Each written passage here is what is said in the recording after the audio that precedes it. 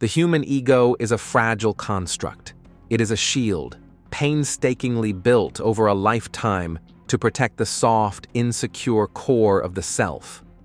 Most people believe that to win a confrontation, you must be louder, more aggressive, or more violent. This is a mistake. Violence is clumsy. Violence creates resistance. True power does not look like a clenched fist. It sounds like a whisper. It is the ability to dismantle a person's reality using nothing but a precise sequence of words. When you strike the ego directly, the target does not just lose the argument. They lose their footing. They question their value. They question their sanity. Today, we are opening the file on verbal dominance. We will analyze 7 psychological phrases designed to bypass defenses, trigger deep-seated insecurities, and shatter the ego of anyone who tries to intimidate you. Words are not cheap. When used correctly, they are surgical instruments. Welcome to the Shadow Index. Number 1. Are you okay? You seem unstable right now. Let's analyze the dynamic of an argument. Usually, when someone attacks you verbally, they are operating from a frame of power. They are the predator. You are the prey. They expect you to defend yourself, to get angry, or to retreat. This phrase destroys that dynamic instantly by asking, "Are you okay?" You are not engaging with their content. You are ignoring their insults and focusing on their emotional state. The psychology. This is called frame flipping. You are unilaterally deciding that the interaction is no longer a fight between equals. Instead, it is now a medical checkup. You have just positioned yourself as the calm, rational adult and reclassified them as a hysterical child or a patient who needs help. You must deliver this with genuine, fake concern. Do not sound sarcastic. Look at their eyes, furrow your brow slightly, and say it softly. Are you okay? You seem really unstable lately. Watch their ego collapse as they try to prove they are sane. The moment they start explaining why they are not crazy, you have already won. Number 2, I can see why you would think that. Emphasis is everything. This phrase is a masterclass in subtle condescension. On the surface, it sounds like agreement. It sounds polite, but the subtext is devastating. The psychology. By emphasizing the word you are implying a limitation. You are saying, given your limited intelligence, your trauma, or your lack of education, it makes sense that you arrived at this incorrect conclusion. It separates their perception from objective reality. It tells them that their opinion is not a fact. It is merely a symptom of who they are. Use this when someone is explaining a theory or an opinion with arrogance. Nod slowly.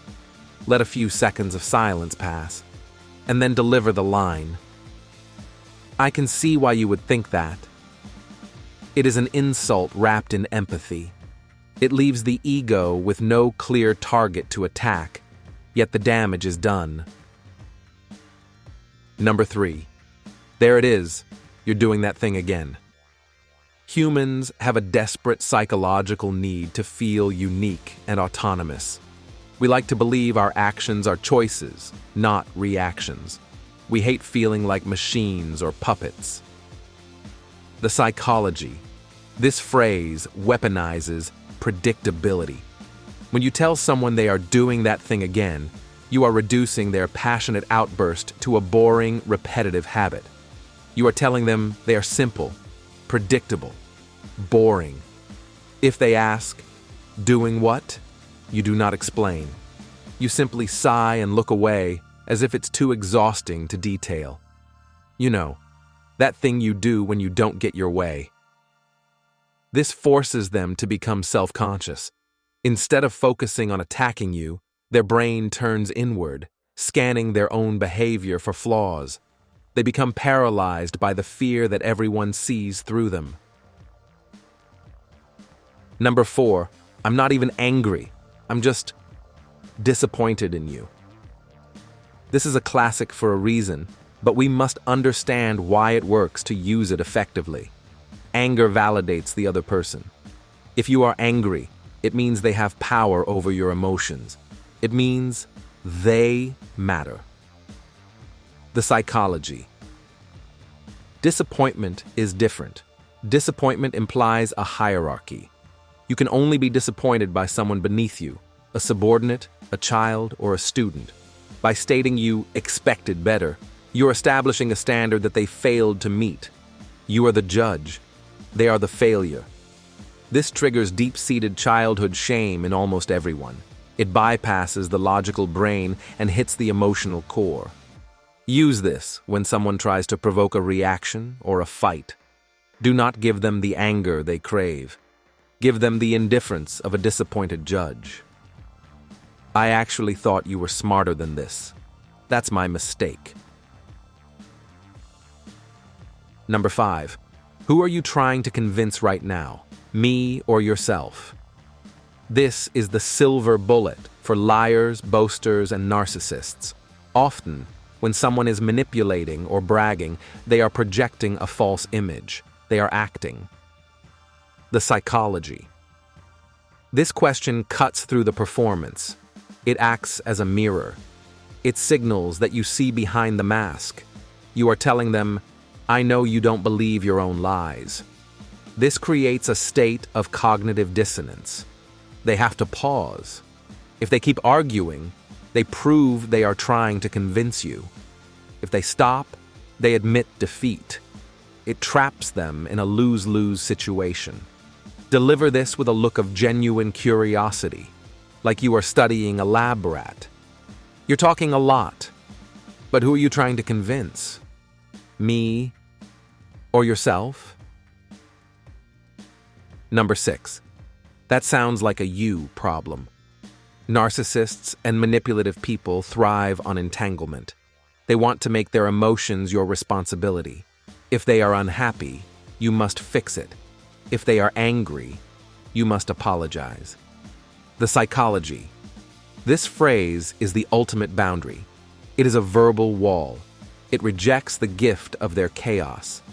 By calling it a you problem, you are linguistically returning the baggage to its owner. You are refusing to carry the emotional load. This destroys the ego, because the ego wants to be the center of the world. It wants its problems to be everyone's problems. By refusing to engage, you prove that they are not the main character in your life. You are. Use this when someone blames you for their reaction. I understand you feel that way, but honestly, that sounds like a you problem. Number 7. That's adorable. We save the most destructive for last. This is the nuclear option. Use this only when you want to burn the bridge and salt the earth. When someone is trying to be intimidating, threatening, or asserts dominance, they want fear. They want respect.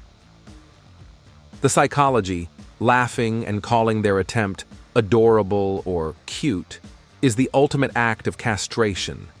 It takes their aggression, something they view as a dangerous weapon, and turns it into the harmless temper tantrum of a toddler. You are not fighting them. You are laughing at them. And the ego cannot survive being laughed at. Imagine someone screaming at you, veins popping in their neck. You smile, chuckle softly, and say, "Look at you. You're actually adorable when you try this hard." It is disrespectful. It is arrogant. And it is absolutely effective at destroying a power trip. These 7 phrases are not merely words. They are psychological circuit breakers. They stop the flow of manipulation and reverse the current back to the source. But a warning is necessary. When you destroy someone's ego, you are attacking their identity. The reaction can be volatile. Do not use these techniques on people you love or relationships you wish to keep. Use them on those who try to control you. Use them on the predators. The shadow index is now closed.